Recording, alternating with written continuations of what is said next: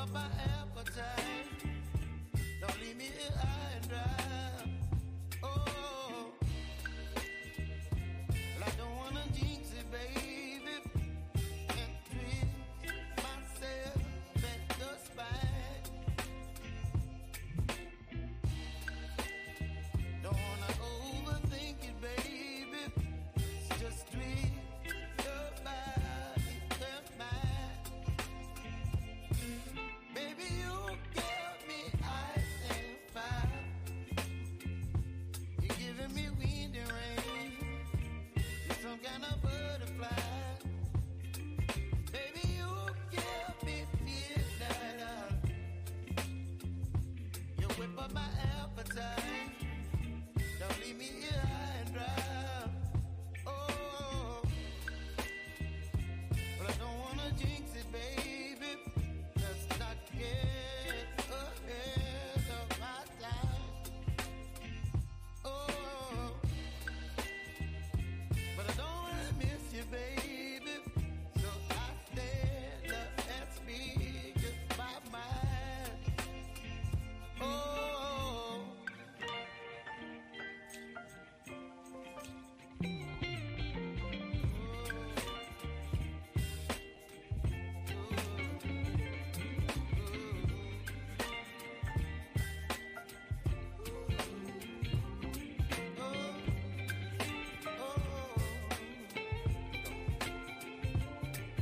Baby, you give me ice and fire. You're channeling wind and rain. You're some kind of butterfly. Baby, you give me midnight.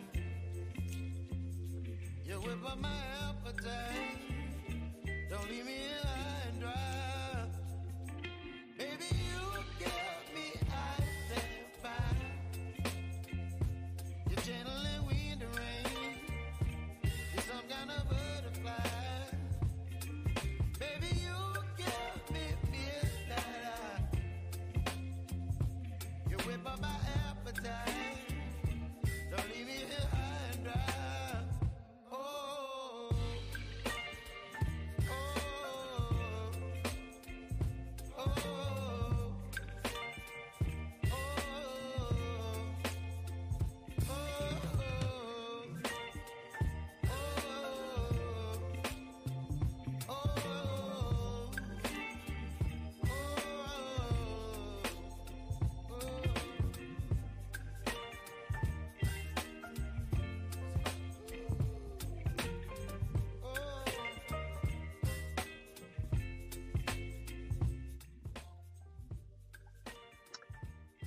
Hello, hello, hello. Can you hear me out there?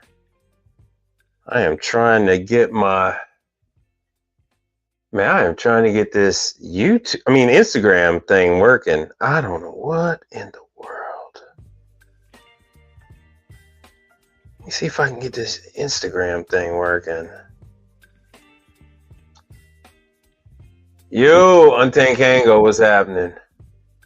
Grab this banner thing off the screen so I could talk to the people. Know what I mean?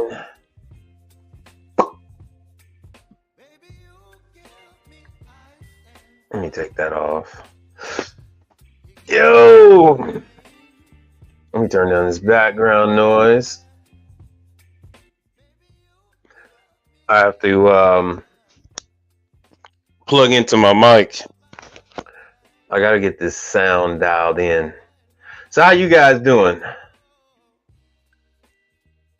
What has been your experience out there in the field? Oh, talk to the. Why does my head always look crooked on these things? I'm not a hat wearing person, but I'm doing a little something with my hair. Kind of a midlife crisis type of deal. I need to put up my green screen.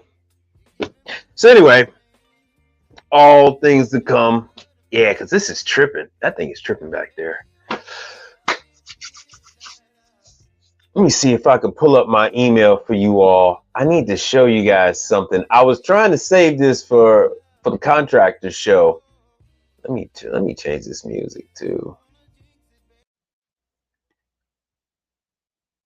See if we get something different.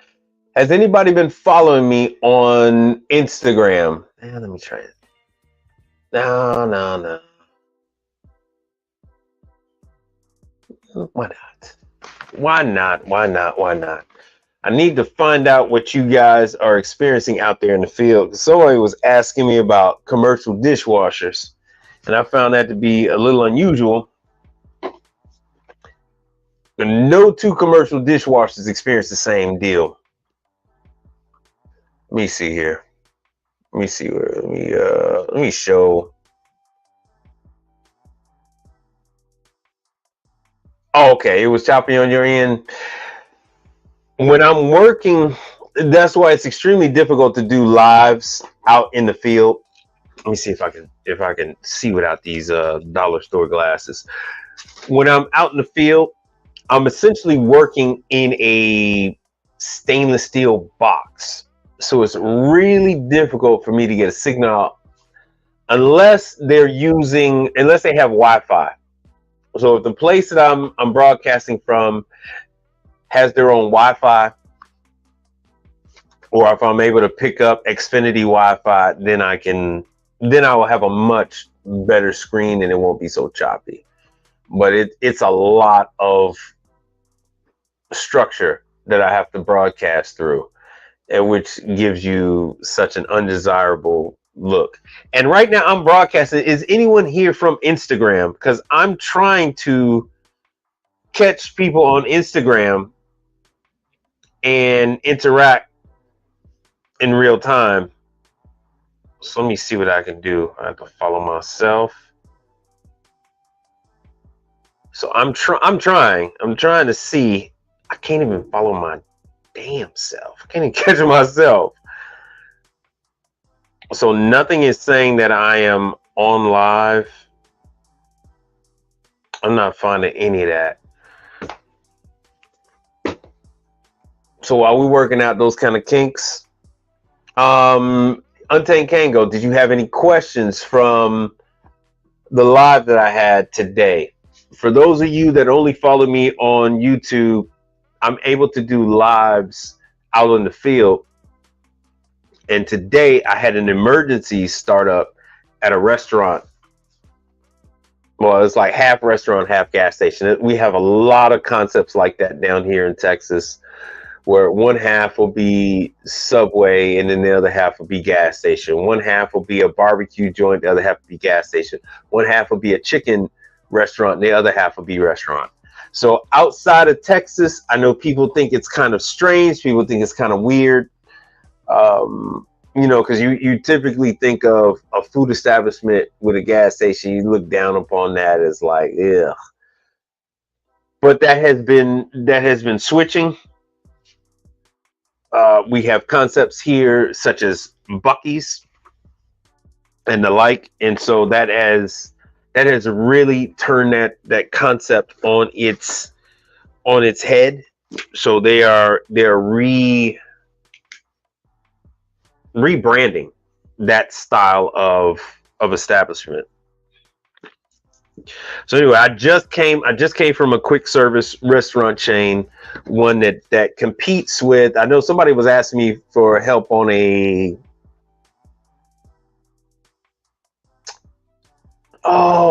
Jimmy John's, which I do not deal with Jimmy John.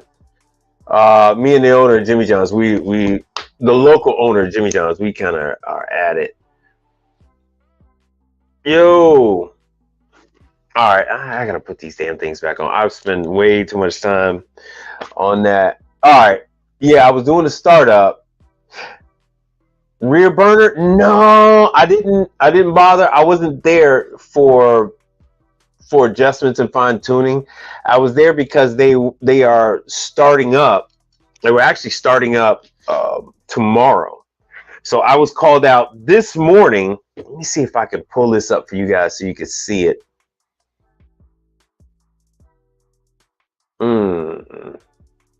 Let me see what I can do for you guys.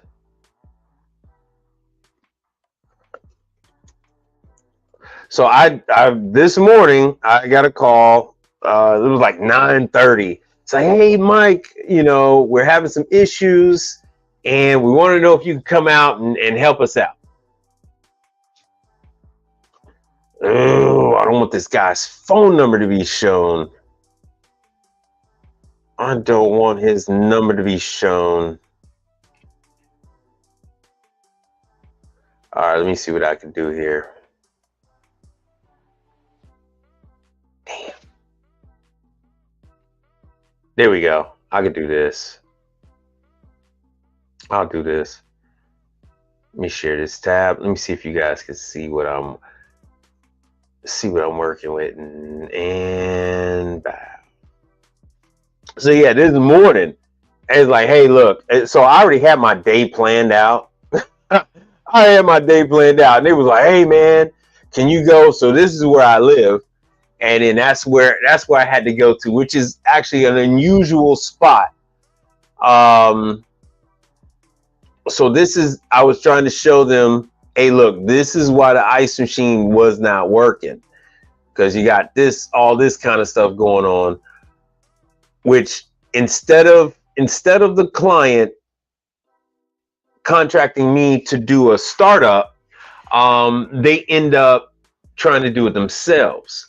And I had got into it with another service company over this, which is my client to begin with, and they wanted to fight me over doing the work for my client. Crazy dealing with these hillbillies, man, I swear. That's why, if you notice, I always keep a Milwaukee fastback on my side. This dude was livid when he found out who one of my clients was. He was livid. So I always keep one of these on my side, no matter what. So if you're watching a live and I have my hand down on my side, that's because things are a little tense. So, yo, good evening. Yeah, so I was originally called out to straighten out some of these things. Now let me jump on over. I want to jump on over to my email. Let me jump on over to my email real quick. I'm gonna have to switch because I want to show you this real quick. I want to show you. I'm probably gonna have to show you my whole screen. But you know what? Before I get into this, and is anyone here from Instagram? Because it says I'm broadcasting on Instagram. DCNF, what's happening? I cannot find myself to save my soul. I cannot. I don't see my live. I don't see any of that kind of stuff. It says I'm broadcasting, but I can't find myself. So if anybody is here, Voxo, yeah. Now that's not me.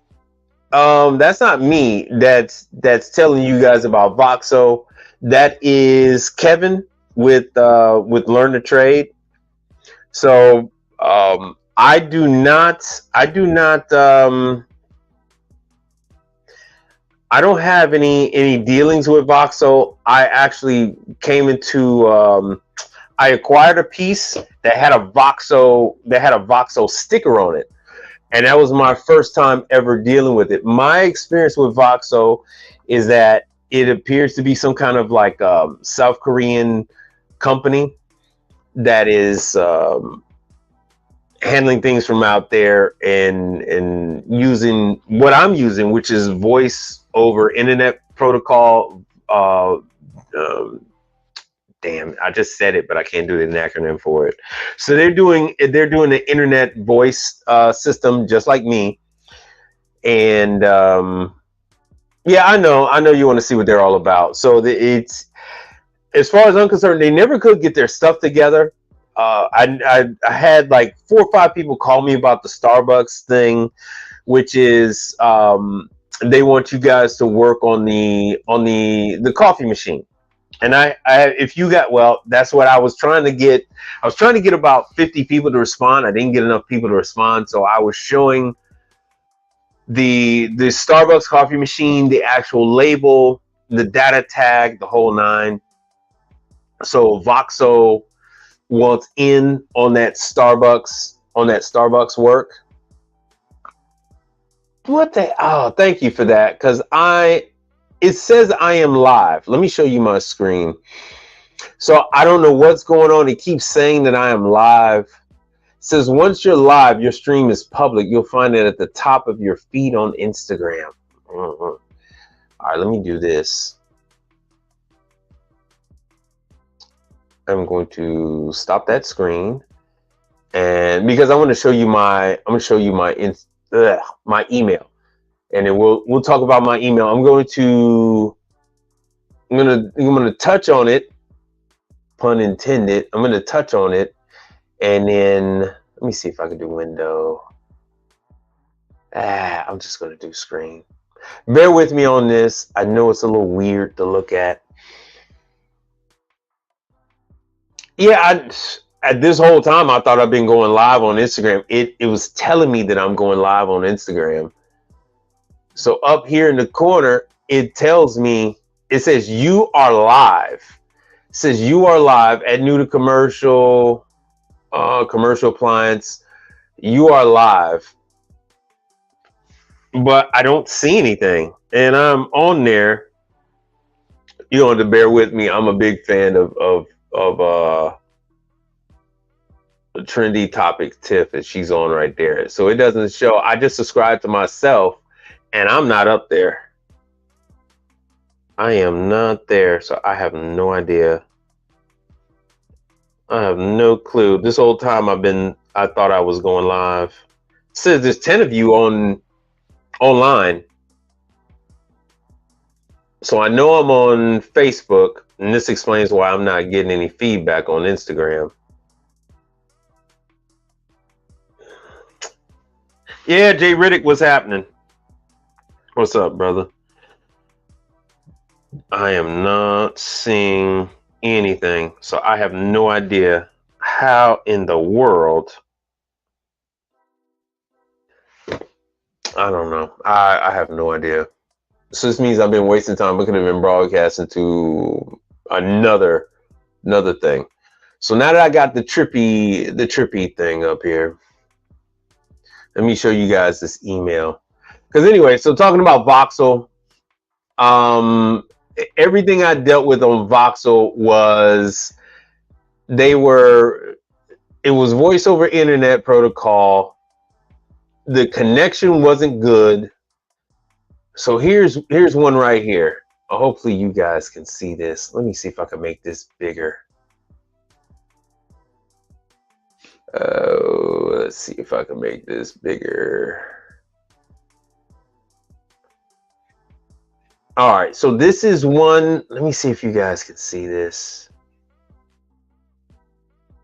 Shoot, I have no choice. Anyway, so this is something that I get hit with quite often, and I'm going to show you the source of this referral. So this is like, yeah, I'm Mimi from J3. And once again, this is another Korean, Jeff Jung, which is a Korean, Jung. That's a Korean name. So anyway, and Kim is Korean. So Mimi from J3 Enterprise. So they saw me on Blue Book, which is what I'm going to explain to you. I talked about it once before, so I'm going to tell you guys about Blue Book again. See how I can make this thing bigger. Anybody know how to? I'm using an Apple. Anybody know how I can make this thing bigger? Oh, I swear to you, I used to be so good in computers in the 80s and 90s. I had a computer back in the 80s. I actually, if anybody know anything about Atari, I had one of the very first Atari computers back when they had the keyboard. Anyway, so this is and I used to program in that language. I learned QBasic back then. I had the Apple IIe. Anyway, so we have that wasn't the same language. That was when I had an IBM. So this is Blue Book, and we're going to talk about Blue Book. So they want me to get involved with their service maintenance contract on their commercial dishwasher, right? And they gave me the project. The bid is due on the 14th. They want me to come out for a site visit, so what we call like a site survey. That was in between the 8th and the 9th. So, gee, thanks for giving me such an update. I mean, such a good leeway. So I've got a window of 9 to 11 or 1 to 2, and that's on the 8th. And then if I want to come between 8 and 8:30 on the 9th, I got that. But I have a nice little piece of time between 11:30 and 1 on the 9th. Now I didn't ask for this. They just saw my information and offered this to me. So what they would like from me is a quote, and then these these people want references, past performance. And then also they would like my technical capability, my company profile, which is ass backwards. You would want to know somebody's capabilities before you would get their past performances. Whatever. Thanks, and hope to hear from you soon. So this is someplace called J3 Enterprise. Let me go back. I need to go back and see what you guys. All right. So were you, before I go into that? Yeah. Tandy was from Radio Shack. All right. Higgins Appliance. What's happening there? Were you guys able to see what I was showing? Because I can go back. I'm going to show you a little bit more about these people that contacted me, and I'm going to show you where they got my information from. And this is just a daily occurrence. I got about 5 or 6 people that have contacted me out of the blue. Okay, click the green dot at the top left. All right, let me go back. So I take it that you guys are able to see that. Let me go back.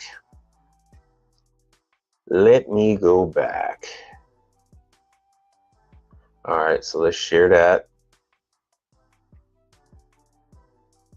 Yo, contractor 8, man, this is a good one for you. This is a good one. All right. Oh, maybe that's what it was doing. Oh, yeah. Yeah, there you go. Yeah, thank you for that. All right. So, contractor, this is Blue Book, which I'm going to address this site on your channel. So I think I have you listed as a moderator. So put a link to your channel in my chat, and what day I'm going to be on your channel, and I'm going to talk about Blue Book, because I don't really like it for just appliance repair, but this is excellent for what you do. So what we're going to do is we're going to go into their work statement. All right, so this is what they want me to do for them: the dishwasher preventative maintenance and repair. Now, if you look, so they're talking about the PMs. So this appears to be an FT1000. If you have ever paid attention to any of my pictures that I put out there, especially on Instagram, the FT1000 stands for flight. So FT1000 belongs to Hobart. So this is a Hobart flight machine. The FT1000s are new. I know it sounds like the Terminator T1000, and that's what helps stick in your mind. If anybody ever calls you and say they have an FT1000, buyer beware, because that means it is a Hobart. So, all right, in the event that this machine is replaced, there will be an opt-out period for 12 months upon replacement of the machine. After 12 months, the maintenance agreement will cover replacement machine. Legalese. This is why I say there's a lot more to the business than just turning a wrench. So you must understand contracts. You have to read through the contracts and go over the terms and conditions. This is what is expected of you. This is going to be your agreement. Whenever you are calling me and asking me, I keep telling you guys, it's irrelevant what you have to go through with me. You need to go over what the arrangement is. You need to go through your agreement. So this is talking about basic coverage Monday through Sunday, 24 hours. Labor, parts, travel, standard shipping, second trip or callback. All right. Okay, so they want me to provide this at no additional cost. At no additional cost, they want me to be available 24 hours a day. At no additional cost, they want me to come out on Sunday for as a basic coverage. And this is some of the things that you're going to find when you sign a deal with the devil. When you make agreements, especially with Asian service providers like your Voxo, like this one, which they are a Korean service provider, Chinese service providers, their standard for business is going to be drastically different than our standards of business. And the Europeans are going to be different as well. All right. So emergency coverage for after hours or weekends, emergency cover calls received by a contractor on holidays or Monday through Sunday, 24 hours. Unlimited. Oh man, we are going to institute a cash app goal per stream. And like Dr. Thunder does. I watch Dr. Thunder. I watch CGA, Free Agent Lifestyle. That's what I base my channel off of. So if you see this, I need that Palpatine unlimited number of calls per term. That is all included. So I can't charge them anything extra. So they can call me 2 times a day to come out, and it's unlimited. Response time is, according to emergency calls, upon the receipt of message, Hobart will respond within 30 minutes. Hobart? What the hell is this? And dispatch a qualified technician to arrive on site within 4 hours. And this is why I'm bringing this up. I am not Hobart. I am not able to provide any warranty service on any Hobart product, period, point blank, the end. Not a meat slicer, not a Hobart oven, not a Hobart dishwasher or a Hobart refrigerator. No refrigerator, no ovens, no nothing. I'm not Hobart. Hobart has their own guys. Hobart has 5,000 technicians. They don't need me. Their technicians will drive to Gary, Indiana. Their Hobart technicians will drive to Montana. They will drive to wherever the call is needed. So this is basically what they got is lost in translation. So they want me to take care of wearable parts, which is what Hobart is doing. The problem that you have with this is I'm not able to provide these type of things.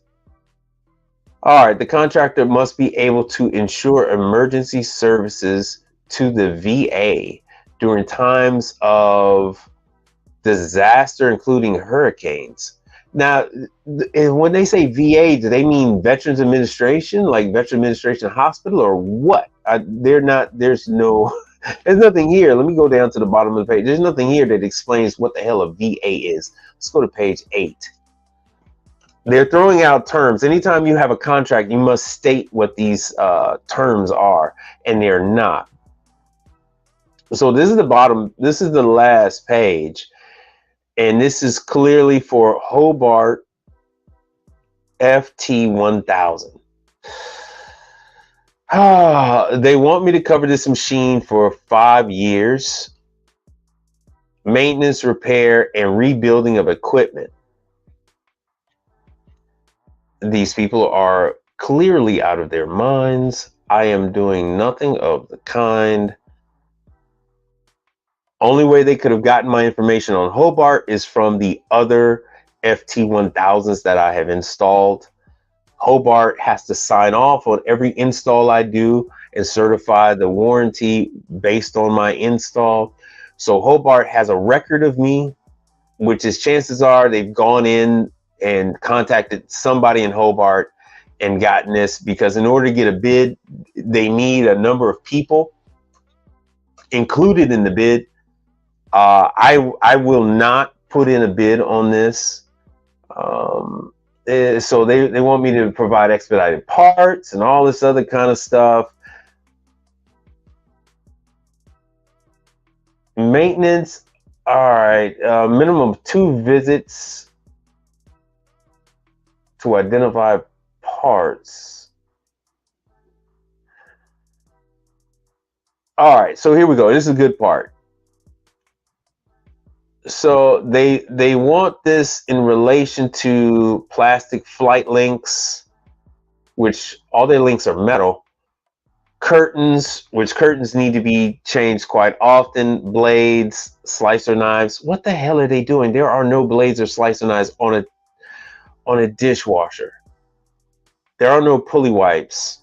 There are no sharpening device. There are no shredder plates. That is for a meat slicer. There's no, what the hell? These people are out of their minds. All right, so this all applies. The rinse arm strainer, the dish limit rubber bumper, lamps, dish racks. Please read through. Let me go back. Please read through this stuff. Let me see. Let me go through and show you who the hell this J3 Enterprise is.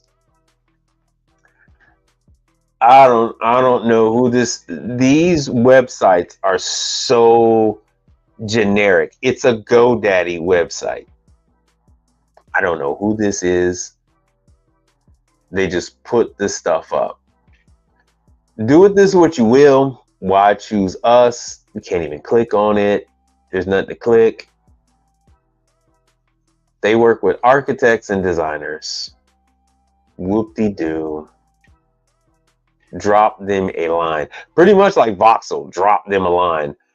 I, by no means, am vouching for these people. I'm just showing you this is something. Yeah, they just copy and paste. Well, it's already standard.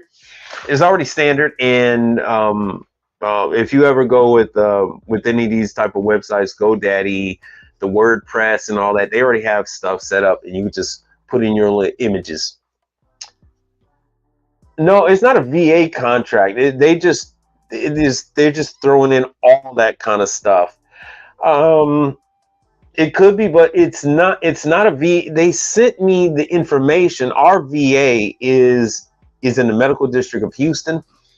It is not where they're saying that they want me to go. I looked at some of the other stuff, and it's very weird. All right, so you're saying you just put in 2 government contracts, okay?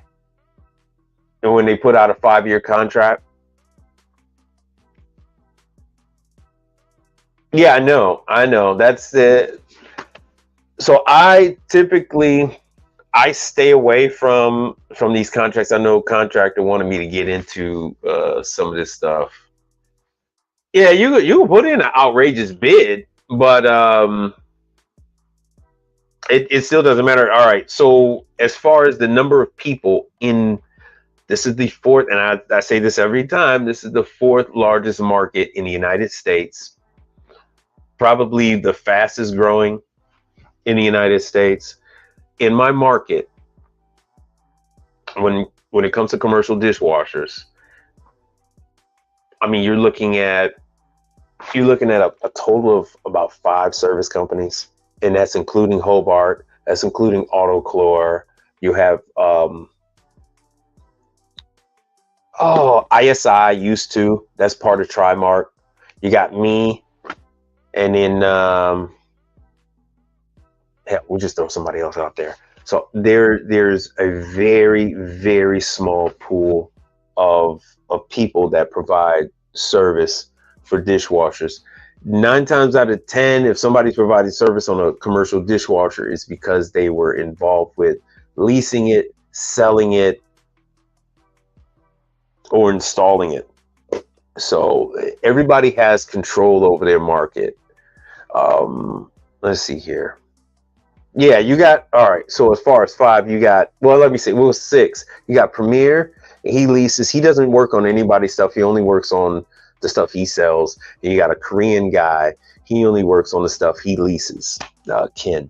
He only leases. He only works on that kind of stuff.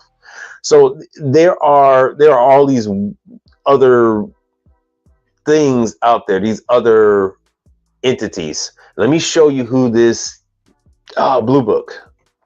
And this isn't the Blue Book.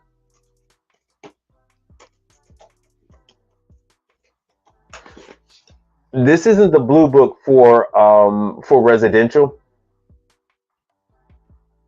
This is the Blue Book on the commercial side.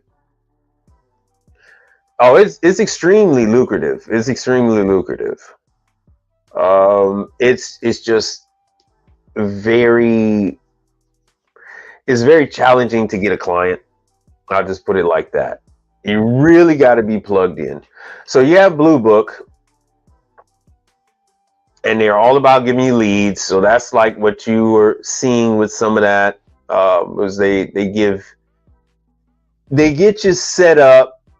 You get set up in the system. I think I'm one of the few appliance service providers in my market that's set up to receive leads.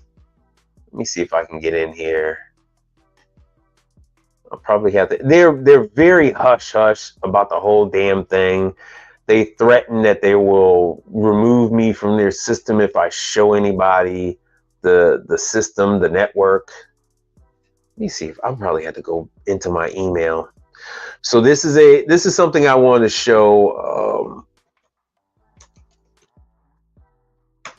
All right, this is something, blah, blah, blah, blah. Blue Book. Here we go. Oh, doggone it. Oh, no, sorry, people.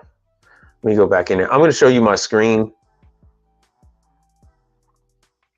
because it's just going to be easier that way. No.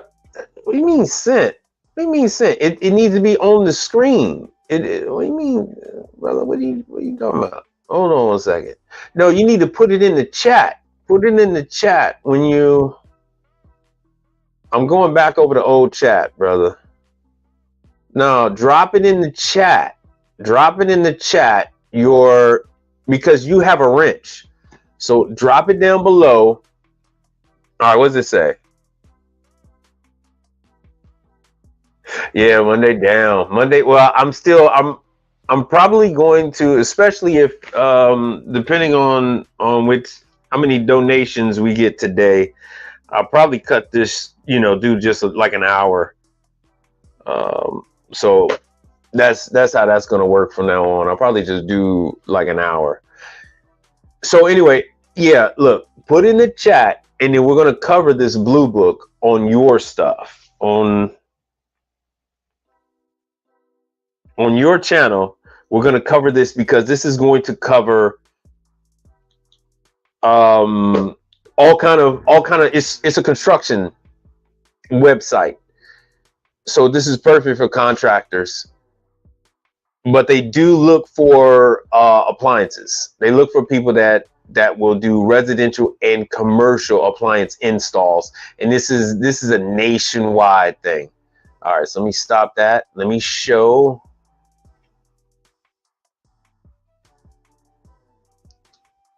I'm gonna do this one again so you guys can see my email. So let's go back. All right. See if I get this blown up. So as you can see, Project Blue Book. This is from last month on the 30th. And see, I get the Appliance Blue Book too because I've known about that guy since we first we used to all be on the same message board together back in the early 2000s and around 2007 2008.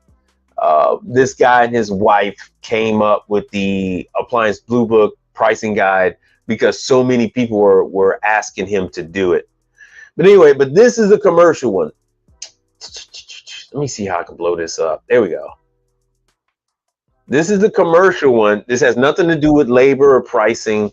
So what you're going to get is you're going to get a dispatch that's going to look just like this from the Blue Book Building and Construction Network. And this is about, so you can click if you want to, you get to look at the bid. This might be expired or not. There we go. Now you can see. So yes, I'd like to join. No, blah, blah, blah. No. So I keep telling these people no. And they keep sending me this stuff anyway. Structure. So see, this is a house. This isn't even a commercial structure, but they want me to put in the appliances. I could bid on it. You could put in if you want to do the air conditioning. See, air conditioning contractors. Carpet, rug, cabling, building material, closets, carports, and it goes on and on and on. Railings, marble granite, floor underlayment. So all that kind of good stuff for you guys that are a little bit more than just appliances. Doors, windows, floors. Anyway, so that's that. I don't know why these jerks sent this to me for Missouri City and wanted me to bid. Oh, it's for housing rehabilitations. So this is not residential. This is not residential. Okay, that's why they sent this to me. Because they know I would have cursed them out. So once again, they are looking for all this kind of stuff. Repairs to the deteriorated steps, walls, all that kind of stuff. And this is not that far from me. This is like about 45 minutes just west of where I am. So they're looking for all this kind of stuff done. See, so they're looking for kitchen, refrigerator, blah, blah, blah. They're looking for all that kind of work to be done. Pre-bid. I don't know. You guys can go into this. This is for Blue Book. Let me copy and paste this. I don't really get involved with the bidding process.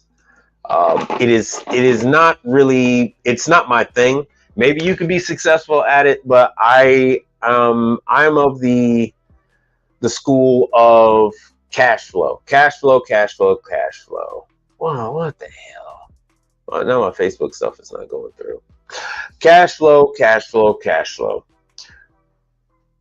There it is. So here is,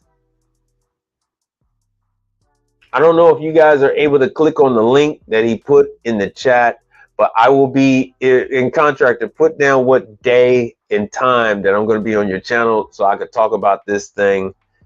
Let me see here. This is, oh yeah, I already put it out there. So that's the link for the Blue Book.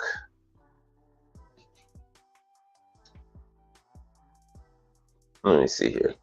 So that's the link for the Blue Book. You could just go to thebluebook.com and it's going to come up with the one for construction. Let me take this off because I truly hate that.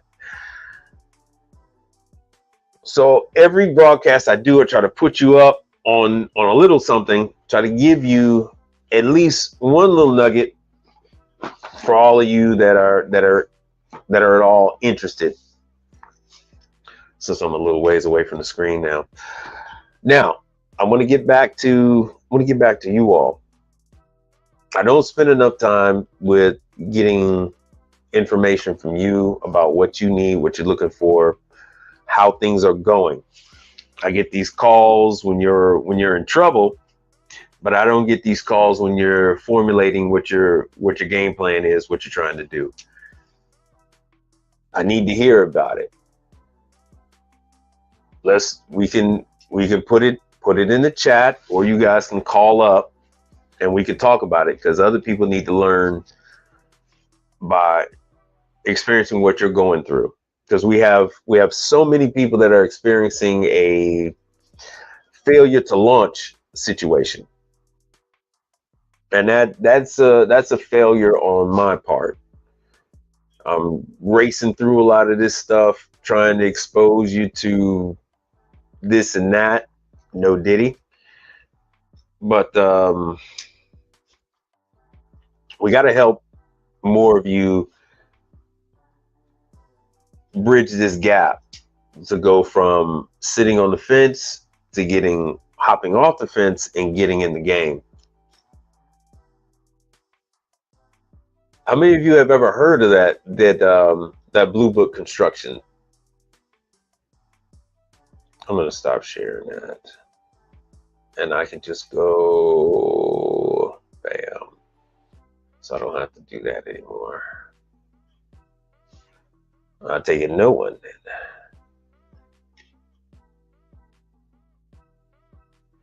Blue Book construction.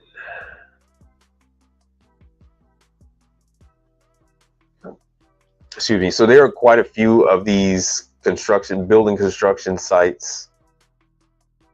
Excuse me. So this is what it looks like when you're going to get there. Thebluebook.com. That's why the gentleman that has the Appliance Blue Book pricing guide, that's why his site is a little different, because this company was out there first. They're providing all of these different construction projects. And what's involved with a lot of, like, here's airport. Like, with a lot of these different projects, you end up involving appliances. So anything on the interior of an airport is going to involve some appliances. It very rarely is it just going to be dealing with the underbelly of the airport, or dealing with the construction of a runway. Most times this construction stuff has to deal with store kiosk situations.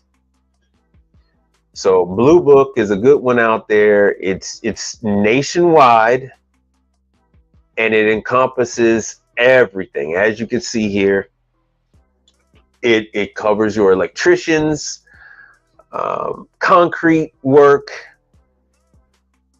all our facility management people, masonry, mechanical, steel and metal work, thermal and moisture protection, wood and plastic, and also other specialties. So you have, this is for everybody. This is for everybody. So we'll jump into this a little bit more on the contractors channel. Okay. All right. Cool. Nice. See, SQ Services, heard of it? Good. Well, I'm glad I can introduce you to something new, something you haven't heard of. That is the goal of what I'm doing here. That's the whole point of me coming on here. I am not here to show you how to fix a damn thing. I'm not here to tell you about what to work on, how to work on it. None of that. I'm not here for any lifestyle stuff. That's not what I do. That's not what I'm about. I'm here for this. I'm here to introduce you to different places that you can make money with. So you have Blue Book.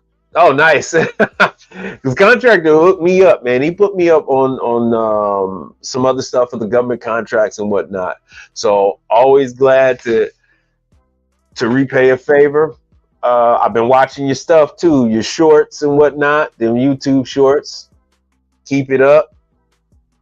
So so we got all this stuff going on. So Blue Book, I see a lot of you guys jumping on it. Let me see if we have any contributors for today's show, because we are coming up on the hour.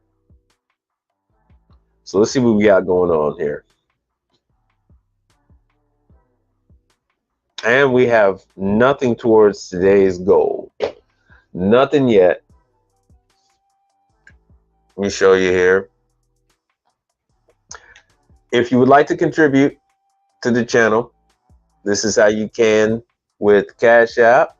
This is the information on PayPal.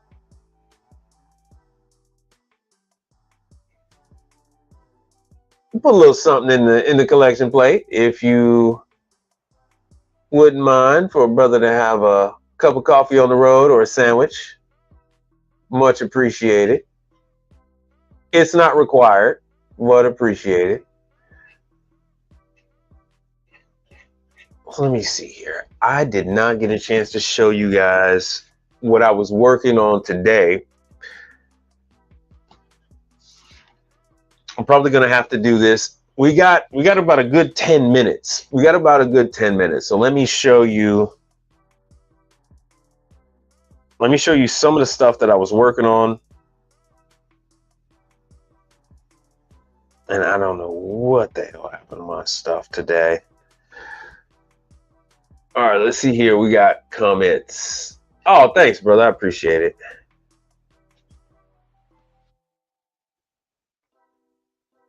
All right, so right before I came on, I was dealing with some drawer units at a sandwich shop. I'm going to send this through the cloud, and then I'm going to post this up there.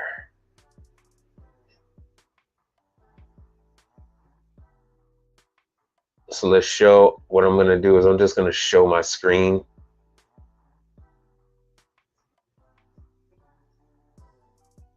I'm going to show my screen so I can explain to you like what's going on.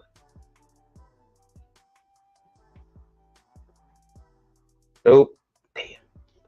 All right. Here we go.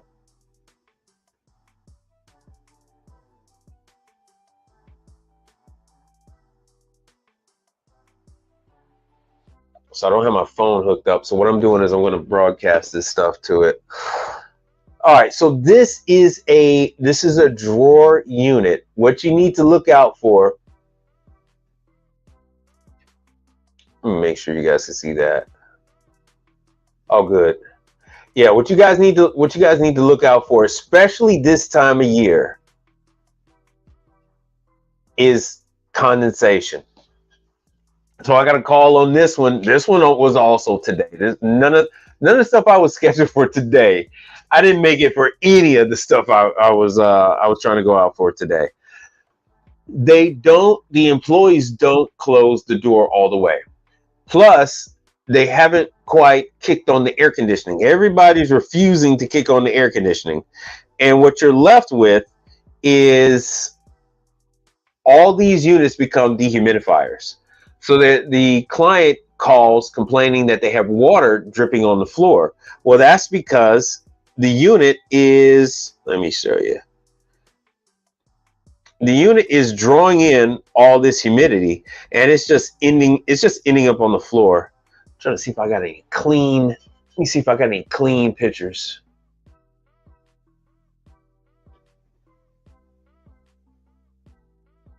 Nope, I already got the same one. Hold on 1 second.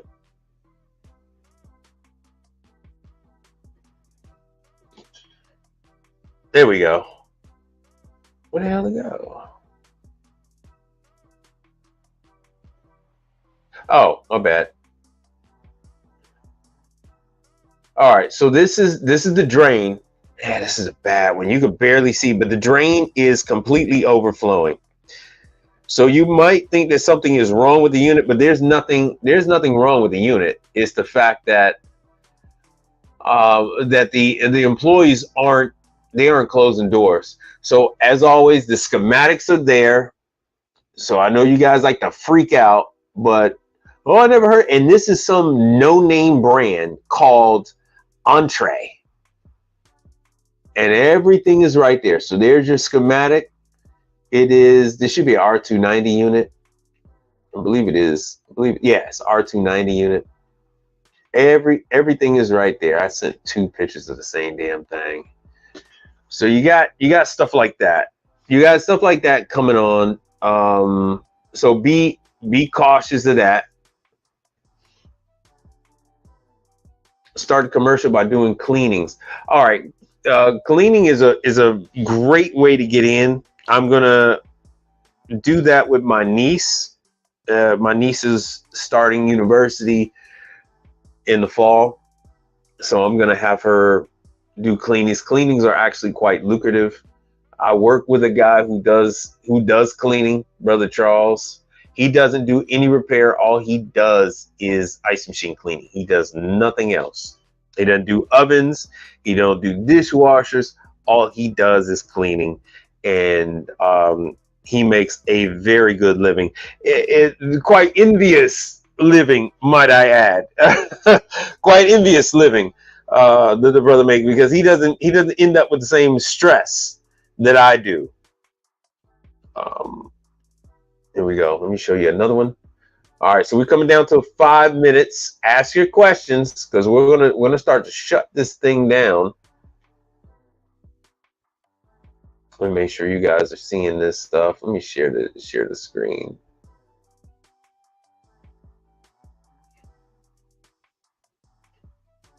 Right. So all of this is from today. All of this is from, oh, 1 second. All of this that you're seeing is from today. So this is another unit. This is also from the startup location that I had earlier today. Condensation. Now, the condensation by itself wasn't alarming. What was alarming was this squiggle of ice. There's a little icicle on the door. That is often an indication that you have other issues going on with a unit. It wasn't on the other door.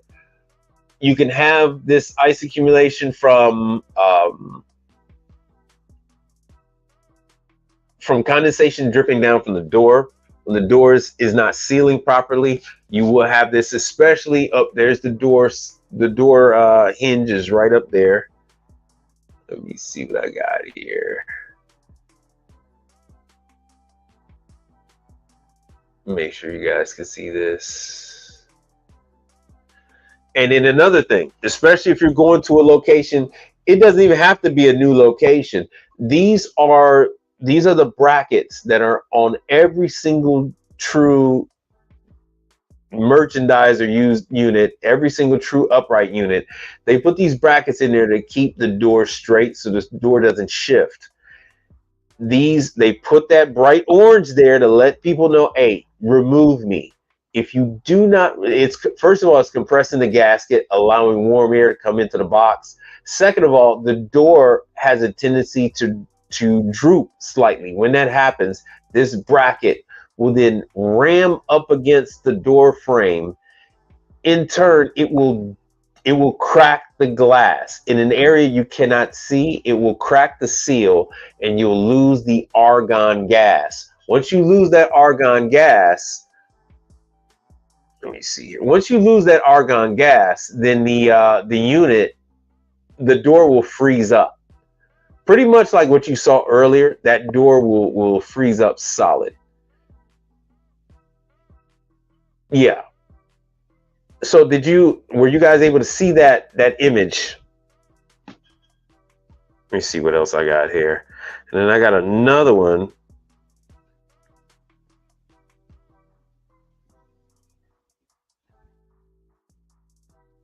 Because I'm not able to see these things. Once I click over to show window, I can't see them anymore. This is one thing I covered on the live. So the customer, the dealer thought they had everything all squared away. In the delivery drivers, yeah, they could put the machine up. Yes, they can connect the incoming water for the fill. Yes, they can connect drains in very odd ways, but yeah, they can connect drains. But this is a no-no. It says right there that please discard this section. Non-technicians are not aware of this item. This item here is used to keep this plastic piece whole.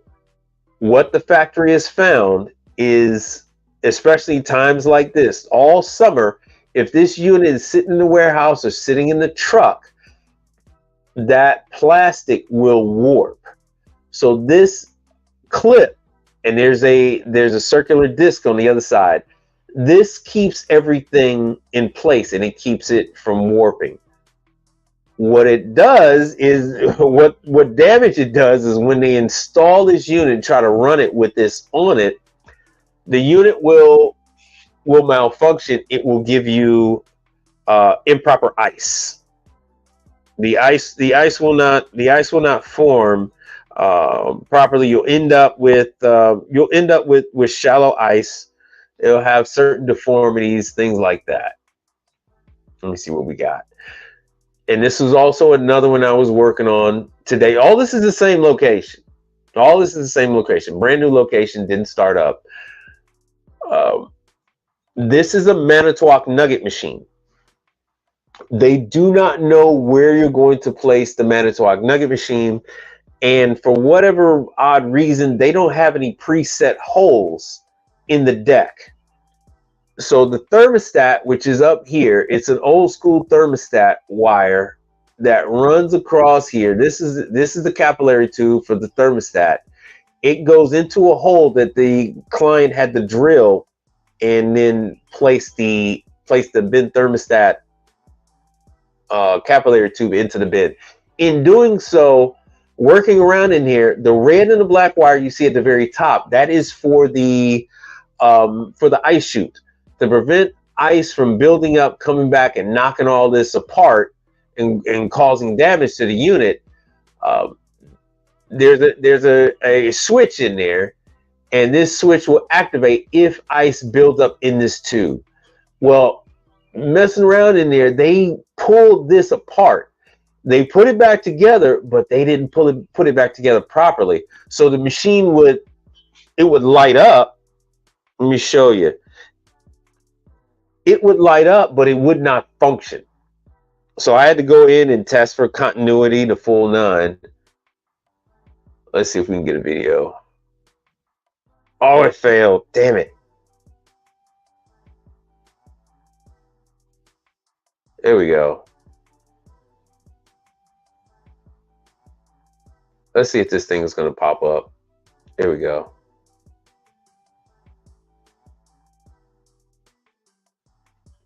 So as you can see here, you have a light. So it's very misleading. I was under the assumption that that maybe it was not the right voltage for the machine. You're able to push in the contactor. Machine was able to start, but it wouldn't run on its own. You see there's a capillary all set up.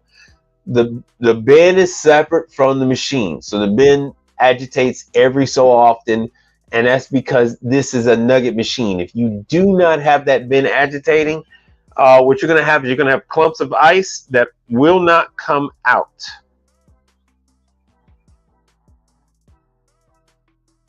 So that it won't dispense the ice. And once you have that, oh, okay. Thank you for the contribution here.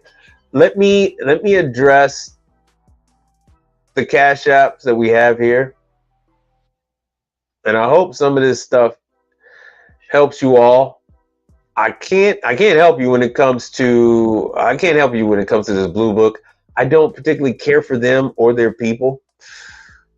Were you guys able to see any of that stuff, or were you just looking at my face?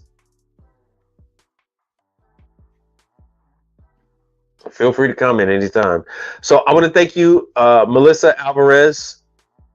Thank you for the coffee. Much appreciated. And Luke Miller, thank you very much. I do appreciate that. Coming in at the 11th hour. Okay, good. You guys saw it. You want to see the Cash App? Here is the Cash App. It's right there. So all you have to do is you could take a picture of it, but it's $ Mike P. Reed, $ Mike P. R-E-E-D. And that's the PayPal. Okay, good. You saw it, because this is a little weird for me. I can't see everything, and what I need to have set up is a separate screen, another tablet or something like that, so I can see what you all are seeing. That would make this a smoother broadcast for you. All right, but I do thank you. I do appreciate that. We gotta invest in this broadcast. Mike Sneed gave me his slot for this, so I do appreciate him for allowing me to have that slot. I don't know if you guys saw what Mike has been up to. Just as I was telling you guys, Mike is super busy. He just got his utilities run for the ice cream shop. Okay, good. So he just got his utilities run from the main to his property. So he's especially busy. So they had just got there like a couple hours ago. There's no way he would have been able to give you guys a broadcast today, man. All right. So just to recap, like I said, on my Instagram, let me show you guys the Instagram. And my Instagram and my YouTube is about the same. So this is my Instagram information. I go live from location on my Instagram. It's a lot easier, a little more convenient for me to do the Instagram. Then I can give you guys that stuff. I answer questions on the Instagram all in real time, maybe to give you information. So feel free to ask whatever questions you're looking for. I do remember someone was asking about commercial dishwashers on Instagram. So there's not all that many commercial dishwashers. So if you look through all my old channels, let me share a screen with you. If you look through my old channel, my old videos, you will see the ones for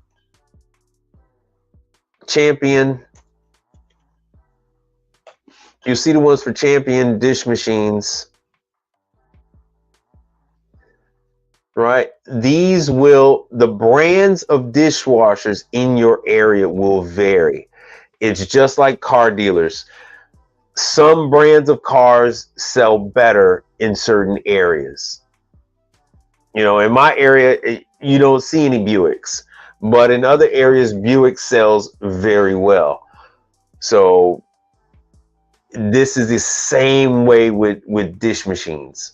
Some dish machines sell, better in areas than others. So Champion has their own app.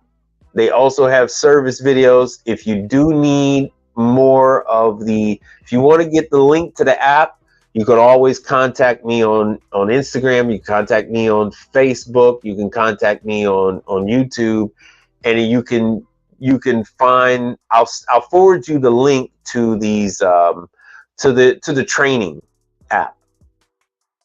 So they have it for installation and operation. They cover the whole thing. The training app comes equipped with questions. So this gives you all you need. Don't overload the dish rack and only wash one rack at a time. And they actually go into the specifics. The cycle button once for extra, twice for heavy. We'll begin the wash cycle. Observe the rinse display during the final rinse. So they go over all this kind of stuff. Let me show you a flight. This is not the Hobart flight like they wanted me to do the PM on. This is Champion's flight. This is what a flight. So this is a much larger flight, but that FT1000, Hobart makes that FT1000. Champion makes a flight. Jackson makes a flight. Everybody makes a flight. Myco makes flights. Normal would work well if there was a heavy soiled load and extra water. So they go over all of this stuff. Wipe thoroughly under the belt to clean the load in. They'll cover all the aspects of the machine. It is extremely lucrative. You need to do this every day to make sure that any standing water will not grow into bacteria or mold. All right, let's see what we got here. How do you get started cleaning ice machines?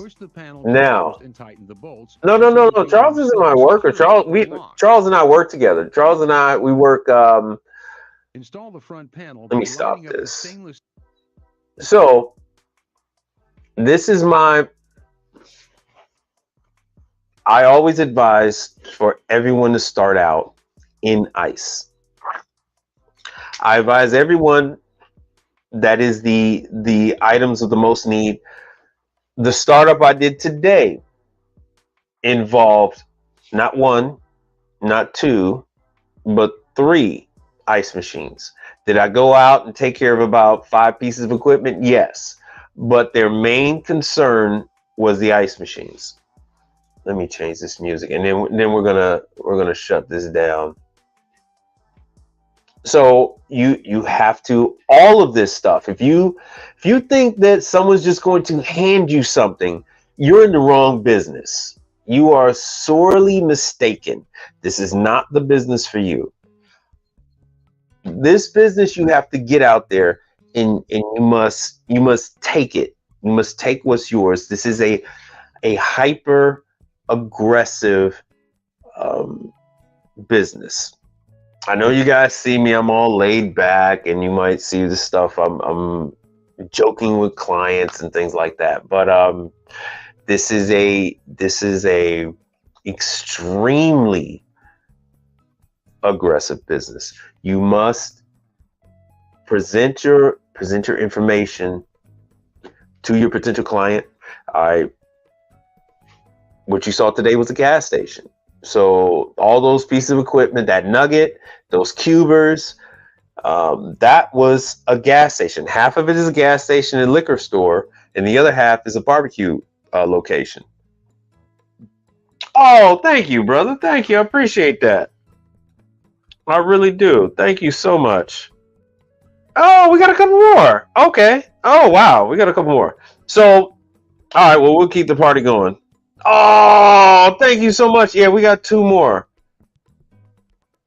All right, we got I say Brooklyn Banks. What the hell? All right, so here we go. Mel, as usual. Thank you, Mel. So we're gonna go over this, and then Mr. Roberts, thank you very much. I appreciate that. And then Shia, thank you so much. Oh, okay, that was for the contractor. All right, thank you all. I thought I hit thank you to Mel. Mel is a very big contributor to the channel. Thank you very much. So we actually hit, what the hell? We actually hit a pretty good target. So we'll keep it going. We'll keep the party going.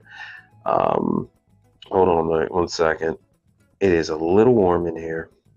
This is Houston, Texas, after all. So you're gonna have to go out there and get it in this business. My advice to you is, it's a lot of money in ice machines. It's aggravation in the beginning, but you want to hit up the gas stations. You want to hit up the hotels. These are all places that the other service providers are aggressively avoiding. All right, we don't. You're not really going to catch me dealing with a gas station. You're not really going to catch me dealing with a hotel.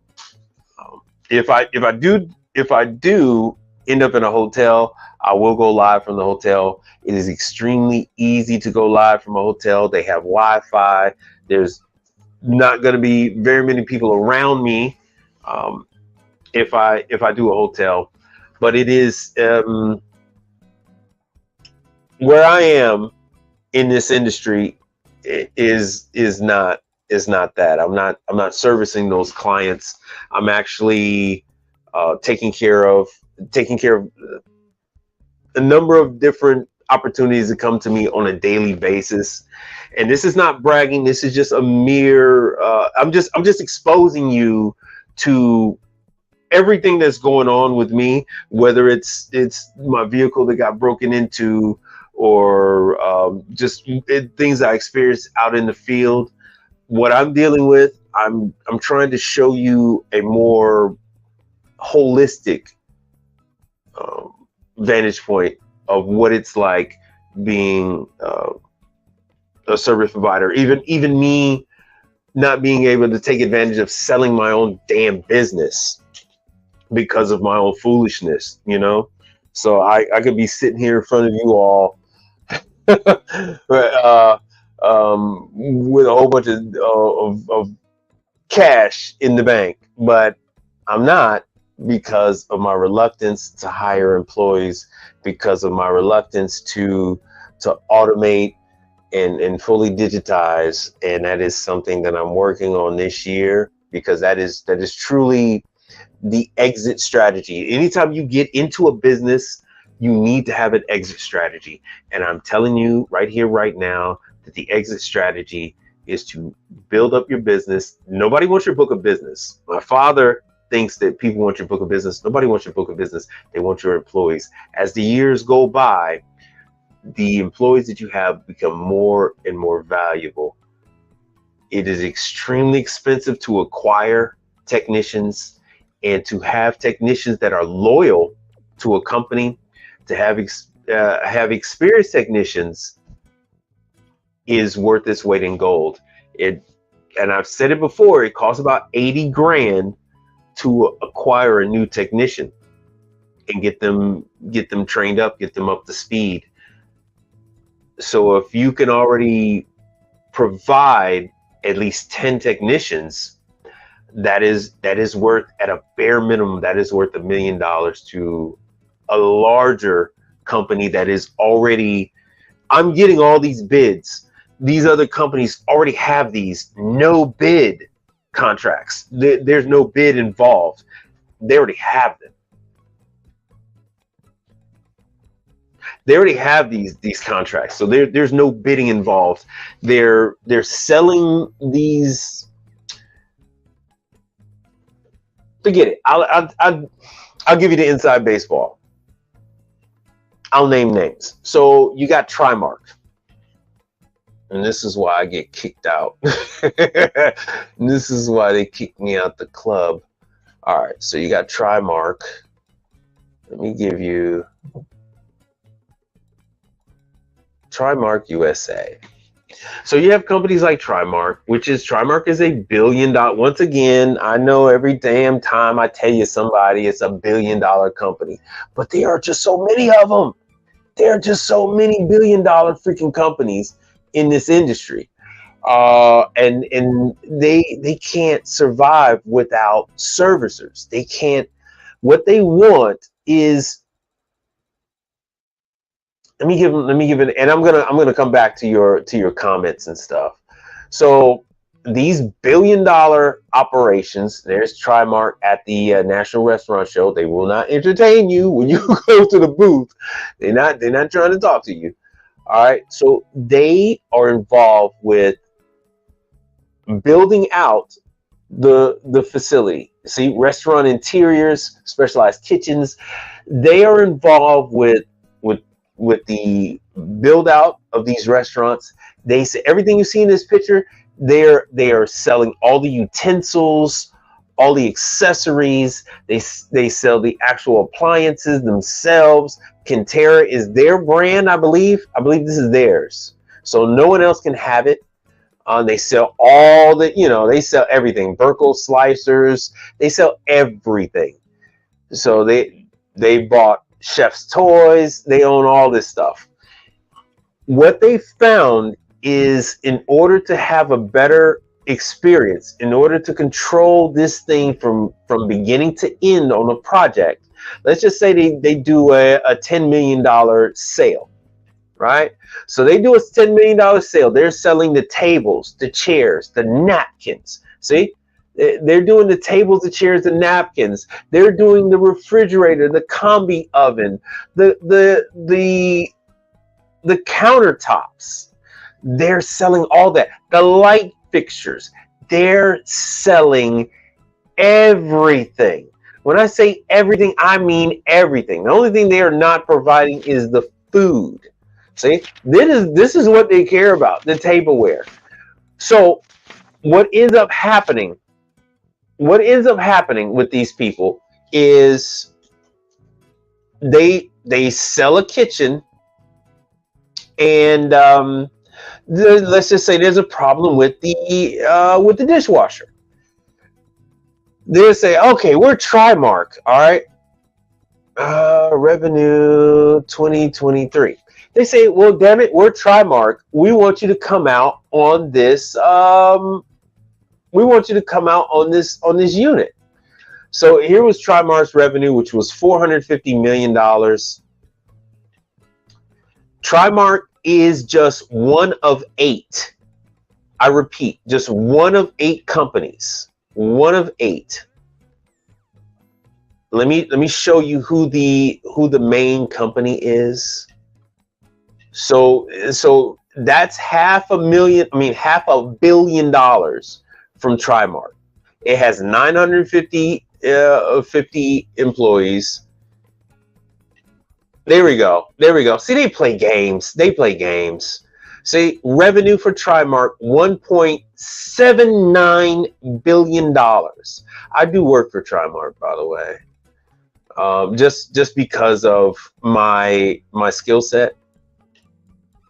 So Trimark does 1.79 billion. I don't know why those other things play these type of games. Who owns Trimark? So like I said, Trimark is part of 8 different companies. So it's a private investment firm based in New York and London, right? So once again, these hedge funds own Trimark. And so Trimark owns ISI.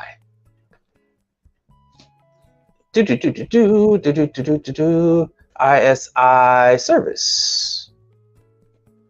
And so they own other service companies. Wherever you are, there is a service company that is owned by this hedge fund that owns oh damn it, let me go back. Son of a gun.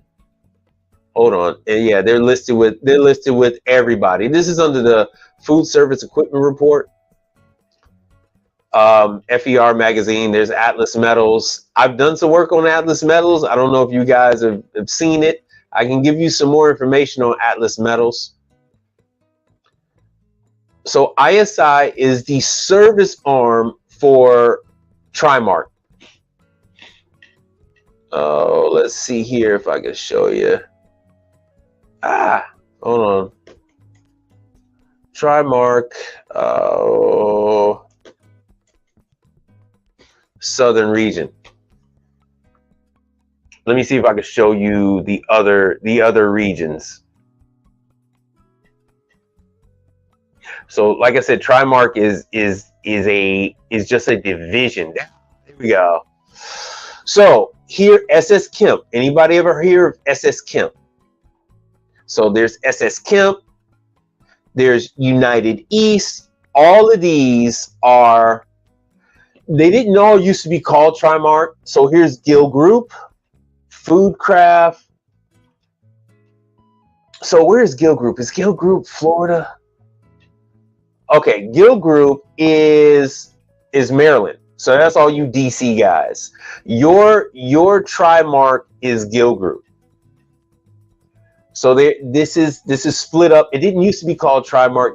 They were different divisions, and they're slowly going to phase out the different groups and just go with Trimark. So they're like in the third iteration of this whole consolidation, but they have been slowly gobbling up these other brands and forming this one entity just going to be called Trimark. I used to, I don't, so get my mail. I used to, I do not anymore. I used to take care of certain chains, and part of my agreement with taking care of those chains was that I would take care of them where they were, and that would include like just north of Dallas, that type of thing. Maybe just in Louisiana, so a couple hours. I don't do that anymore. Hogs get fed, pigs get slaughtered. You will lose money if you travel out of state. It is not profitable. Only way traveling out of state works is if you, like I said, if you have 10 service technicians or more. If you are under that number, that is not for you. You will cause damage to your company if you are providing service outside of your immediate service area. You won't be responsive to your clients. So someone like me, like I said, today I had about 3 people, three large companies. I had them on the list for today, and I had to scrap all of that to take care of that one startup today. And then I went to that one sandwich chain today. So I was only able to take care of those 2, and those 2 weren't even on the list. These other ones, they're actually traded on the stock market and stuff like that. If I would have mentioned the name, you would know who they were. And I had to there's no way I wasn't able to get to them. And then I had one mom and pop with a dishwasher. It was a CMA dishwasher, and I wasn't able to get to them today either. So it's and that was local. And that's not even me leaving, going out of state to take care of a different chain. Let's just say if it was, I don't do Top Golf, let's just say it was Top Golf or something like that. Say, hey, we want you to take care of us in a couple states. Now, my state is one of the biggest states in the union, so that's different. If I was in Chicago and they asked me to go to Gary, that's not a big deal for me to go 20 minutes over to Gary. Not a big deal. Like if you guys, I used to live in Pennsylvania, it's not a big deal if you're going to go, to a different place. Once again, if you're in the Florida-Georgia line, it's not a big deal. If you're in Pensacola and you want to go, or Biloxi, and you're going to go to Georgia or something like that, or to one of the other coastal states, it's not a big deal. But for me, no, I'm not traveling anywhere. I'm really gonna bitch if I got to go 30 miles away from where I am. I'm gonna fuss. And I have so much work, it is not economically feasible for me to go anything further than 20 miles. So I'm going to go and do other work, but I'm going to screw up my other customers. My other customers that need me are not going to see me. So what good is it for me to go all the way up to Dallas when I've got 5 other customers that are on my phone? I can show you the text message right now. They're like, hey, we need you to come out. We need you today. And I'm not able to respond. So as you expand your business, as you acquire more clients, you're going to have to cut out all that traveling. It's just tearing up your vehicle. You're not able to respond when they have something. If you need to go back, you're not able to do so, and you're going to kill your business. Guaranteed. You are going to screw yourself. I don't care how good you are. You have user error. You're going to need to go back for something sooner or later. And if you're not able to do that, you're going to screw your business. You're going to slit your own throat. So anyway, Trimark sells to lots of large, like, movie theater chains and all that kind of stuff. And like I said, they're $1 billion operation. That's how they're able to deliver returns to the hedge funds. And they own, let me see here. They used to have this listed where they had their servicers. Smart food service operation. Anyway, so they own ISI and they own other service companies. Let me see if this will pop up. Let me see if this will come up. See, so you can see right here, this is all the Trimark locations. Sunrise, Florida. So there you go, South Florida.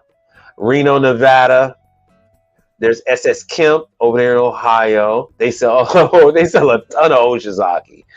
Bedford Park. This is Marlin, which is now part of Trimark. So this was only like 15 minutes from my father's store over there in Bedford Park. I used to actually go over there before Marlin was like this big time company.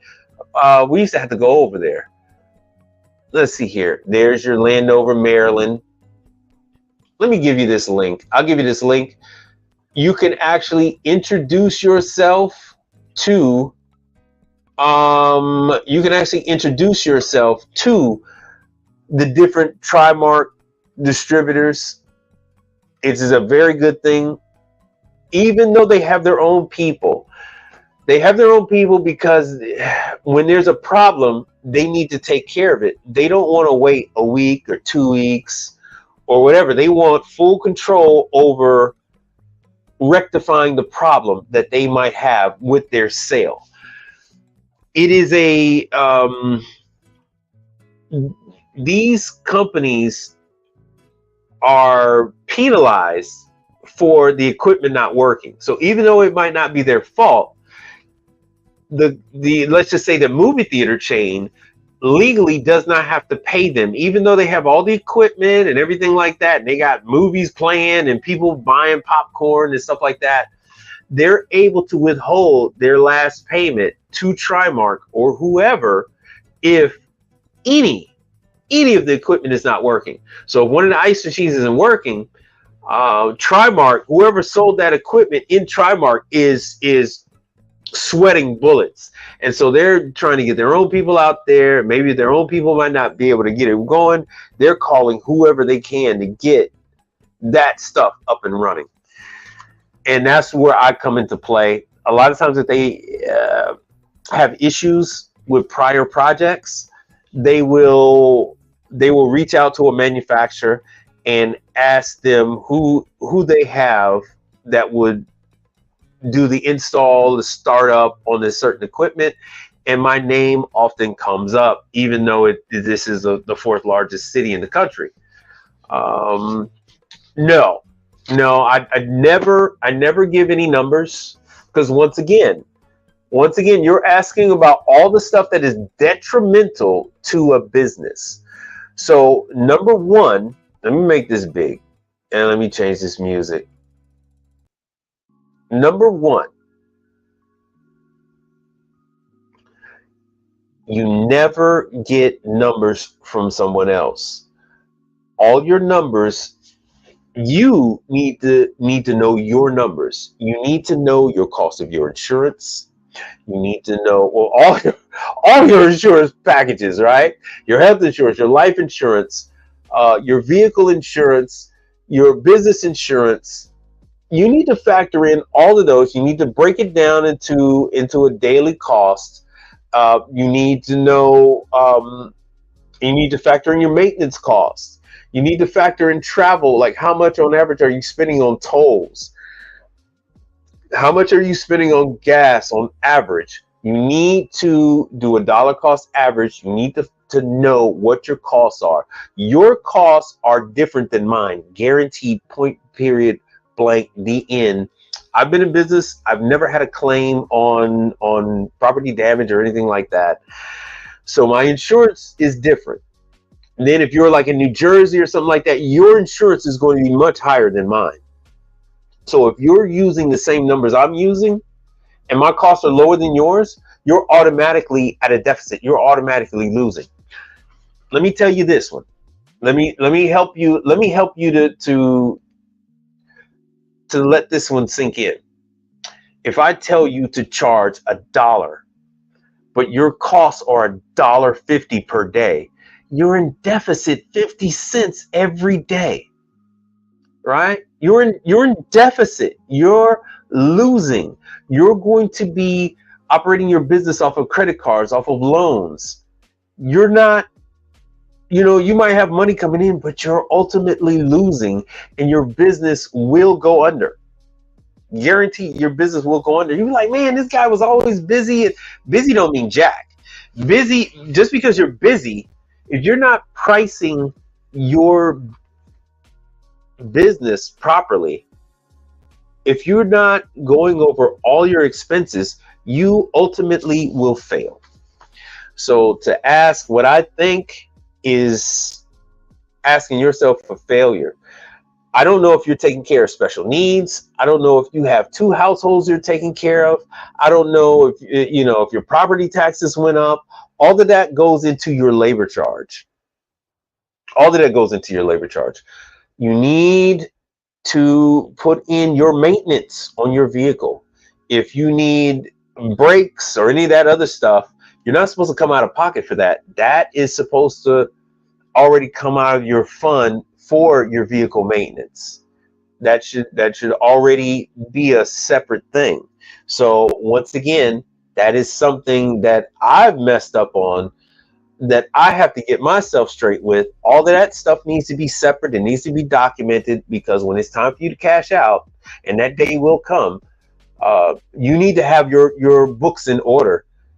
And you just to arbitrarily charge a number is foolishness. You need to know what things are costing you. When you roll out your driveway, there's a cost involved with that. By the time you roll up to your first location, there was a cost of that. Like I said, all the different insurance packages. We didn't even get into your tools. We didn't even get into, say everything else, health insurance, life insurance. We didn't even get into any of that. Right. So you know what? That is the major problem. And it's about to be 32 years I've been in the business come June, right? I've seen this time and time and time again. And so many guys will, if you actually watch these second generation owners, they will tell you, hey, look, my father was in debt. We had 8 technicians, and we had a warehouse, and we had 10 vehicles and a secretary. We were $1 million in debt. We're like, how the hell did that happen? And that's because you're getting in $50,000 a month, but your expenditure is $60,000 a month. So you're able to rob Peter to pay Paul, right? This month you're shifting, you're paying all these bills, you're paying all this, and every month you're paying utilities. But okay, now we're going to skip on this month and do that, or maybe we're going to have a bigger parts bill, and that parts bill doesn't come due till that time, so we'll pay it that month, and we'll let that go 90 days, 60 days. No. So a lot of guys find they say, yes, that warranty trap was ultimately hurting the business. And a lot of those guys had to cut that out because, yeah, they were working, but they were ultimately losing. And they were, the father had a loan to pay, because you can get, when you have employees, ADP will give you a payroll loan. And that's how you're paying for your employees. And then you're just paying back that payroll loan. And they're taking care of the taxes and all that other kind of stuff. So, yeah, you'll be broke as a joke, man. You'll be broke as a joke if you don't know your numbers. So you might be afraid that, oh, my numbers are too high. What is the point of having lower numbers if you're going bankrupt? What is the point of some arbitrary numbers if you're ultimately going to default on your loans? You must know your numbers. As someone who's been in the business since I was a kid, I'm just going to let you know it is very easy to run around and do jobs and have money coming in and paying bills. And before you know it, it's like, uh-oh. When you actually look at your numbers, you're like, ooh, damn, yeah, I was getting in 65,000, but I owe 80,000. You know what I'm saying? 65, but I'm in a $25,000 deficit every month. But you're paying off of this. This credit card is paying for that, and that credit card is paying for that. And now you, instead of paying the whole amount, maybe you're paying half of that, and you're not noticing. So know your numbers. Go over your numbers. My best advice to you is to get a CPA and go over your numbers with your CPA. The quickest way to go bankrupt, the quickest way to go out of business is going out of state. Guys are always like, I'm gonna run over there and get that money. Yeah, you can run on over there and get that money. And 2 years time, hey man, what happened to your business? Oh, man, it just didn't work out, man. And this, that, and other. They come up with all these excuses and all this other stuff. That's why you don't hear about so many people will come under your tutelage. They'll get trained by you and they say, oh, this is easy, I'm gonna go ahead and do it. And they don't think about the money side of the business. They don't think about the business side of things. They only see the wrench and the screwdriver, and they don't think that there is a financial portion to it. So whether you're going to handle it or a professional, somebody needs to handle it. And if you know your numbers, then you know what you need to charge. Just think of it this way: everybody else is doing the same thing you're doing. And the ones that aren't doing it, that's why they come and go so fast. I I can rattle off a list of about 30 different service companies that started when I first got here in Texas 10 years ago, and those companies are all gone. And a lot of that had to do with the numbers. They had a lot of money coming in, but they're paying payroll taxes, they're paying for all that kind of stuff. And before they know it, they come back from Hawaii and they're in bad financial straits. So know your numbers. Once you know your numbers, you know what you need to succeed, because we didn't even go over retirement. We didn't even go over your retirement. So you need to have that covered as well. How much are you putting into your retirement? Are you putting into a 529 for a young one? All of that stuff needs to go in. Look at Mike Sneed. He said, what did he say today? He said, I got to go pay my daughter's tuition, or one of his kids. I don't know if it was a daughter or his son. I think he only had one son. So I think he said his daughter. So he had to go pay tuition today. What is your situation? Do you have to pay for private school? Do you have to pay for college? Is it community college? Is it a private university? Is it a state college? What are you paying for? All that determines what your labor rate is. What difference does it make if the next guy is 50 cents and you're $1?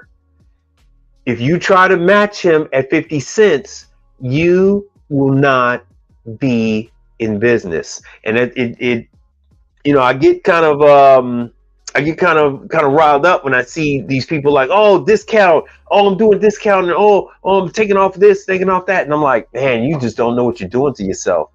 You don't know what, and some people are like, oh man, I gotta do that because otherwise people won't go with me. Hey man, sometimes it's best not to do that. Sometimes you got to find your niche in order to be profitable, because all that discount stuff is doing nothing but putting you out of business.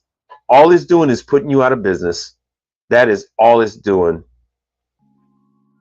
All right, so let me see here.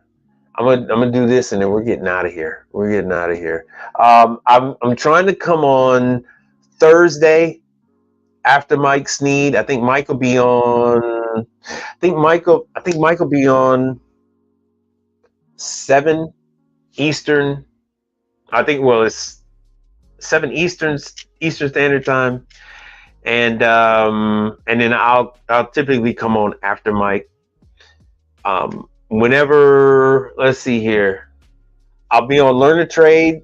Whenever he has me on, I'll be on his channel, chopping it up with him, talking about what I did today. I did the quick service, the CSR, the C stores, which is the convenience store. What I dealt with today was a hybrid of that. So he's dealing with a little more of pizza. This was a barbecue joint. So that kind of thing. So I'll be look for me on different channels. I don't discuss the same thing on everyone's channel. If I'm on Learn to Trade's channel, I'm primarily going to talk about the convenience stores, right? And the two of us converse about items that you find uniquely in those locations, just like the free all, which actually I deal with their corporation, Rich Baker. Well, I deal with Rich. They have an office here in Houston. a production facility here in Houston. They have one in New Jersey. Rich is actually a client of mine, and they actually own For Real. They actually own For Real, which I didn't know until Learn to Trade told me. So we talk about that kind of stuff, and then on Contractors Channel we talk about just I'm really going to limit it to contractor type of stuff, because I actually get involved with the, and I promise you, this is it. I'm gonna wrap it up. I'm gonna wrap it up after this. I get involved with the whole facilities. I don't know how to do fixing glasses, windows, and I don't know how to do that kind of stuff, but I do get into this. Let me cancel this. Back to the trippiness. Oh, sure, no problem, no problem. I just want you to stick around. I don't want you to start chasing, because once you start chasing, you end up in this death spiral. Oh, yeah. All right. It doesn't work like that. All right, you guys can't see this, but what he's saying. Oh, let me do this. All right, he's in Baton Rouge, and the only way to find out who uses what ice machine is to actually go into the facility, purchase something. It doesn't have to be much. It can be $1, 50 cents, which is going to be rare, but you purchase something. Like, I'll go into different places and I'll purchase a drink, or I'll purchase a set of fries or something. And once you get, because it's no longer loitering, and I'm going to try to cover this guy's stuff up, but different people will give you their card, and then you're able to pitch them on your service, right? So I'm gonna do this one, and then I'm gonna shut it down. I was gonna go out and do about 2 more jobs. I don't think I am. I think I'm done. No, my wife is like, you always think you're gonna, I don't know why you think you're gonna come home and then you're gonna go back out there. And I really do aim to do that, and I can tell you more about this. Hold on a second. Blow this up.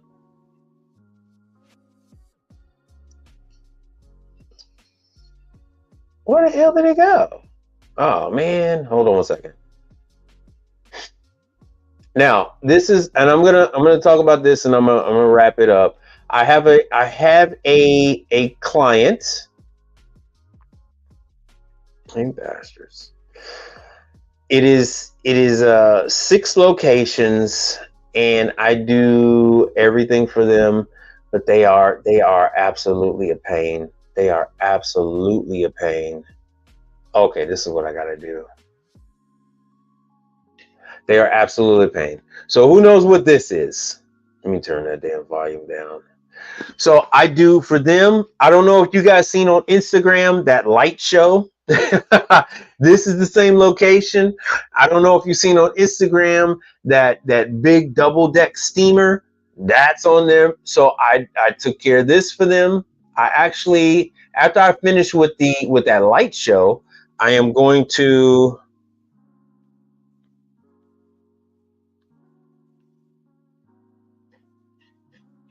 So this is by Sloan.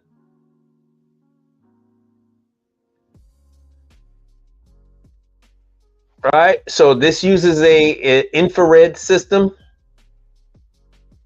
So not only can you push the button at the top, but it also works by infrared. So once the body moves from in front of the sensor, then it activates the flush. So this whole system right here is about $600 for this head. Then each and every component is separate. I felt real bad for them because they only had one restroom, and it was getting ugly. It was getting really ugly. So what I end up doing is they damaged the battery compartment in the back. This is not connected by way of This is not connected by way of hooking up to AC power. This is completely battery operated. So let me see if I can make this bigger.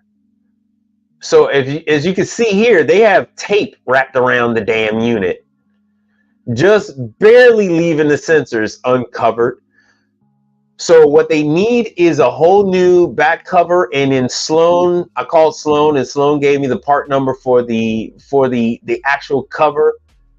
That is all that's in blue needs to be replaced. So not the actual mechanism itself, but just the actual item that's blue. So the reason why, so I fixed that, and I had to fix the wires. Let me show you the wiring.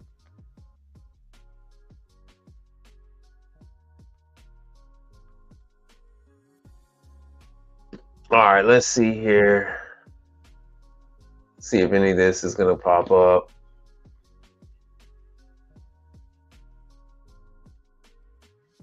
Oh, there we go. And hopefully you guys can see this. All right, so in this picture here, you see the red and the black wire, and you actually can see that's part of a Duracell battery that's exposed. And there's the seal that's supposed to cover it. So this is actually secured by way of a Phillips head, not a Phillips head, a flathead screw. Apparently someone over tightened it and damaged it. See, it uses four AA's. So that was broken. I end up having to brace it with a piece of corrugated cardboard to hold the back in using the cover. And then I noticed that they were a little too aggressive with the battery cover, and they actually broke the wires. So I had to do repair to the wires. This is not showing. Anyway, take my word for it. I had to repair the wires. So this is a company by Sloan. Like I said, I do everything except for air conditioning. On the air conditioning, I will change covers, vent covers. Yeah, I know, right? That was Sloan.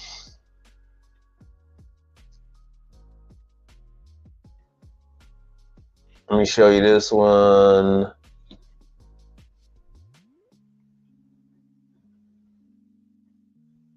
So I couldn't let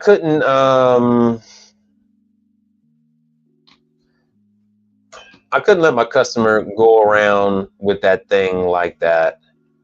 And actually Sloan has a this is what I'm damn it. It's not faucet, that's right. Flush valve. Let me go to the Sloan company. So this is Sloan. That's the PC. It's $557 to replace the whole head. And then Granger has it. Granger is so high, but if I needed it, if I had to go run on over there, I can always go to Granger. But here's the different covers. So I don't need the splash. I needed the other piece. Here it is right there. Only water closet. $176. So that is what I got to go and replace for my client. They're currently, I am currently cutting out I'm cutting out the management. I am only dealing directly with the owners. Now the managers will initiate the service calls, but I am only going to deal directly with the owners of this famous chain in Houston, because I'm not going to deal with the managers and their weirdness and their iffy behavior. So when it comes to that, I will handle a full facilities management type of deal. My arrangement with them, like with a lot of other facilities, is that I don't deal with the walk-in. So they actually have a company that all they do is walk in. The other company doesn't do air conditioning. They don't do deep fryers. They don't do ice machines. They only do the walk-in. Let me see if I got this freaking video. I should have this video for you guys. And I'm going to show this, and then I swear to you, I am out. This is the last thing. You might just enjoy this, and then I am gone. Yeah. I got it. This is the last one.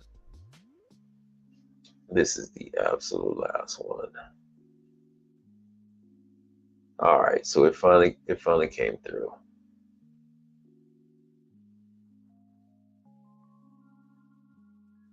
Finally came through. Oh, come on, man. Damn it.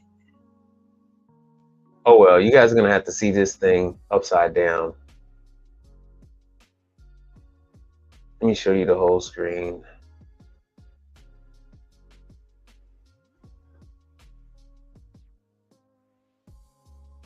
And then we are out. There it is.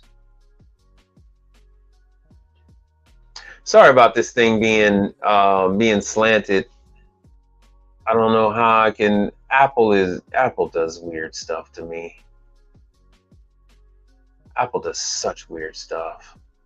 I don't know why it's tilted. All right. This is a daiquiri machine. This is did y'all see it? I looked down for a second. I wasn't holding the phone. I asked this young girl to hold the freaking phone. She said it was sparking. I said, let me get exactly where it was sparking from. And she still jerked. She knew the damn thing was going to do that, and she still jumped like that. Oh, man, she pissed me off so bad. That little girl pissed me off. Did you guys see it? Put a 1 in the chat if you saw that. Because like I said, I can't see this stuff when I'm showing my full screen. So that was Frosty Factory.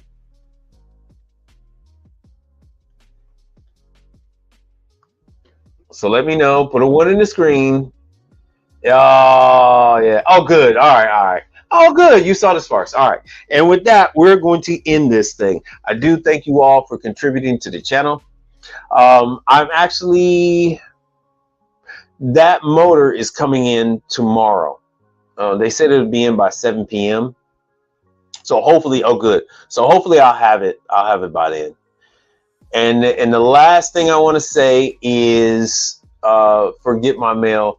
You have to actually go to the different places. You have to introduce yourself. You have to let them know that you would like to do preventative maintenance for them on their ice machines.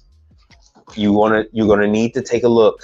You're gonna need to take a look at the ice machines and the condition they're in, because these people will jump at it. They'll say, "Oh yeah, sure, come on." You need to test each machine. Make sure they drop at least 1 batch of ice before you start to work on anything. Video the whole procedure, because they're going to blame you for the ice machine not working, knowing they know full and well that machine didn't work. And they're going to say, oh, the machine was working before you got here, and then the bin ain't got no damn ice in it. Or they have ice and they take ice from another machine and put it in there. So you're always going to want to take pictures, and you're going to want to do video. And then you're going to let it work. If it does not make ice, do not clean the machine. Do not clean it. That is the best piece of advice I can give for you. Yeah, I do. That's what I just got through telling you. I don't know if you're going to be working on that ice machine for 4 hours or 3. You're going to charge a service call fee for showing up. You're going to, and then you're going to charge your labor for how much time you're there. And then you can always charge for the chemicals that you use. But who knows? Especially you starting out, it might, well, it's going to take you hours when you're just starting out. So you're going to want to charge for your time. So per hour, you're going to want to charge for your time. So you always take a look at the machine. Make sure it's working. If it does not work, do not think, oh, somebody else is going to fix it after I clean it. No. If it's not working, don't touch it. Do not touch it. All right, so you got your subways. They all have ice machines. You got your hotels. You have your gas stations, and you always want to hammer out how they're going to pay you, because hotels do not have cash. Hotels normally get a check sent in based on how much you tell them. So you're going to want to give them numbers, especially like for coming out to take a look. If they're willing to pay you to come out and take a look, and you give them the estimate for that, then you come back, you give them the numbers, you come back and pick up your check when that comes up. Then you say, hey, look, I already took a look at this stuff, and it's going to be, X amount of dollars more. If you want to break it down, do it one ice machine by each time, and that way you can adjust it by the time you get to ice machine number 4 or number 3. Do it that way. But you want to make sure you understand how they pay first, whether it's going to be cash, credit card, or check. And that goes for gas stations and hotels. You always want to make sure that first. And with that, I do appreciate us meeting a goal of $100 on the super chats. And if you do PayPal or anything like that, let me know. If you do a PayPal, I'll read out your donation. I do appreciate it. And be on the lookout for me Thursday. If you don't see me on Thursday, hit me up. Put out messages. Hit me up on Instagram, YouTube, Facebook, Twitter, and I can do a live. I can do it live from the phone, so it's not a big deal. All right. So what are you saying? Now you want another icy? Yeah, at the scene in the background, right? I know. Well, that and the sparks from that Frosty factory. So I wish you guys much success. And make sure you stay up on your training, and we'll address some of that on the next one.